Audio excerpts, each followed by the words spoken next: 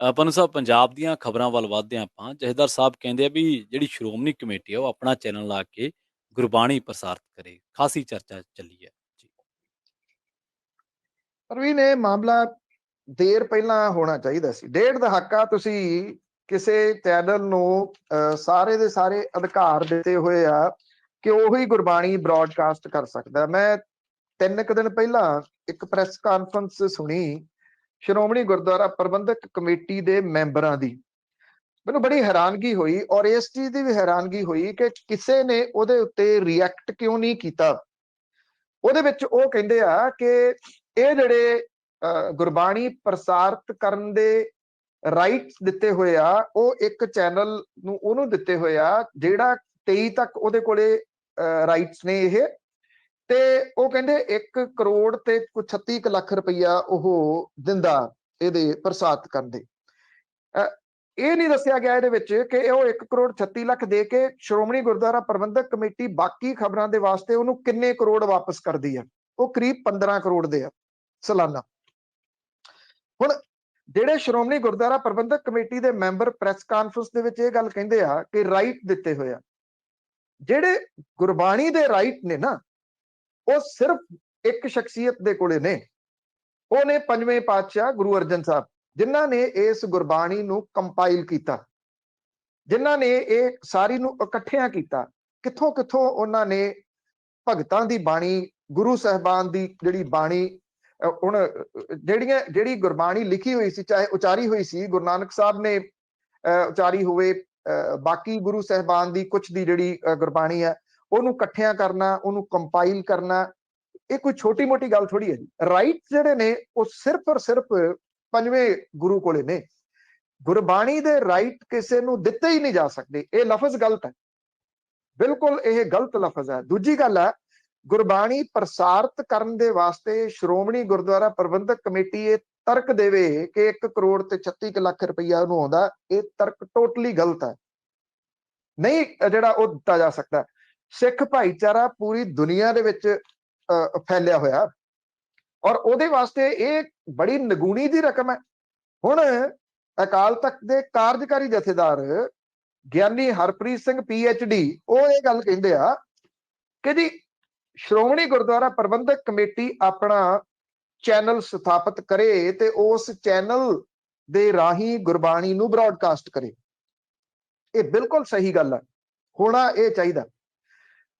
ਮੈਂ ਸਮਝਦਾ ਹਾਂ ਕਿ ਸ਼੍ਰੋਮਣੀ ਗੁਰਦੁਆਰਾ ਪ੍ਰਬੰਧਕ ਕਮੇਟੀ ਨੂੰ ਉਹ ਚੈਨਲ ਪਵਾਉਣ ਦੇ ਵਾਸਤੇ ਕੈਰੇਜ ਫੀ, ਜਿਹੜੀ ਇੱਥੋਂ ਦੀ ਕੇਬਲ, ਪੰਜਾਬ ਦੀ ਕੇਬਲ ਹੈ ਜਿਨ੍ਹਾਂ ਦੀ, ਉਹ ਕੈਰੇਜ ਫੀ ਲੈਂਦੇ ਆ, ਜਾਂ ਜਿਹੜੇ ਡਿਸ਼ ਨੈਟਵਰਕ ਵਗੈਰਾ ਨੇ ਉਹ ਵੀ ਕੈਰੇਜ ਫੀ ਲੈਂਦੇ ਆ। ਉਹਨੂੰ ਉਹ ਕੈਰੇਜ ਫੀ ਵੀ ਦੇਣ ਦੀ ਜ਼ਰੂਰਤ ਨਹੀਂ ਗੀ।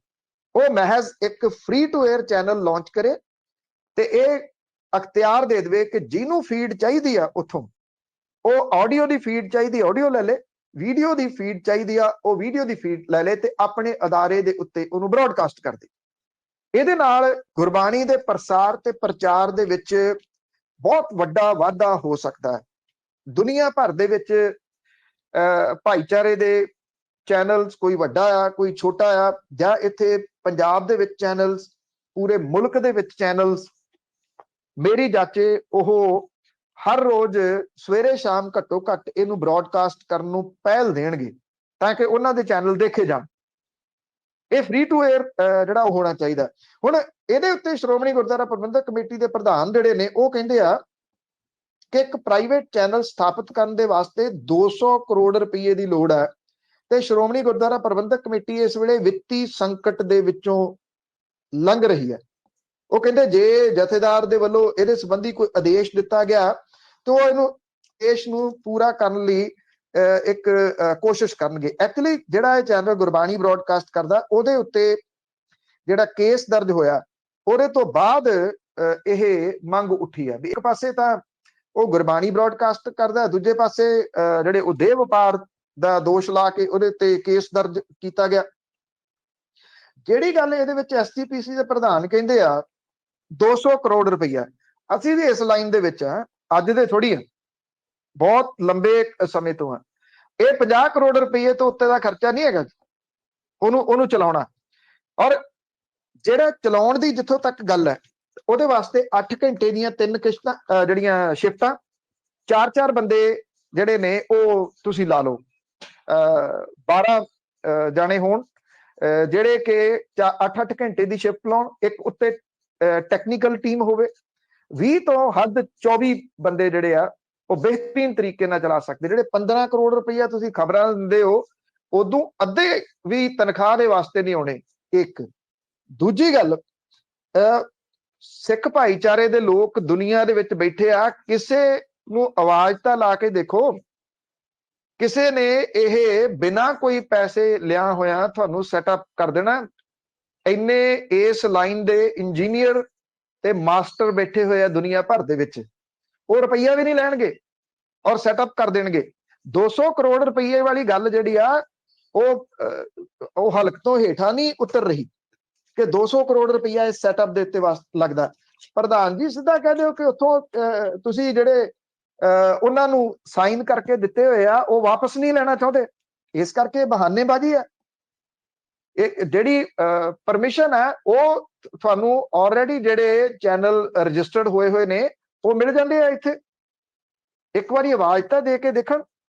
ਔਰ ਇਹ ਹੋਣਾ ਚਾਹੀਦਾ। ਜੇ ਇਹ ਗੱਲ ਉੱਠੀ ਆ, ਹੁਣ ਪਤਾ ਨਹੀਂ ਯਾਨੀ ਹਰਪ੍ਰੀਤ ਸਿੰਘ PhD ਹੋਰੀ ਇਹਦੇ ਉੱਤੇ ਪਹਿਰਾ ਦਿੰਦੇ ਆ ਜਾਂ ਇੱਕ ਬਿਆਨ ਛੱਡ ਕੇ ਜਿਹੜਾ ਉਹ ਚਲੇ ਜਾਂਦੇ ਆ। ਜਿਹੜਾ ਕੱਲ ਦਾ ਬਜਟ ਆ ਸ਼੍ਰੋਮਣੀ ਗੁਰਦੁਆਰਾ ਪ੍ਰਬੰਧਕ ਕਮੇਟੀ ਦਾ, ਉਹ 9 ਅਰਬ 88 ਕਰੋੜ ਰੁਪਏ ਦਾ ਹੈ।